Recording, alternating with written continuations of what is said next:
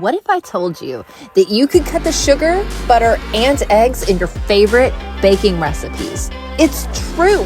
Hi, Meg of This Mess is Ours here, and today I'm showing you 2 ways to bake with California prunes. First up, prune puree, for when you want the prunes to melt away in the batter of your baked goods. Start by soaking California prunes in boiling water for 15 minutes so that they plump and soften.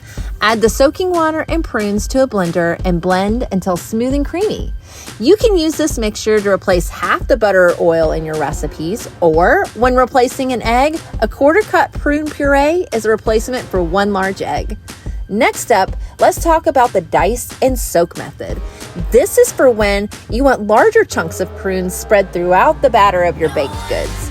Dice a desired amount of prunes, soak for 15 minutes in boiling water, and drain. Then, incorporate these luscious prunes into any baked good that could use the natural sweetness of California prunes.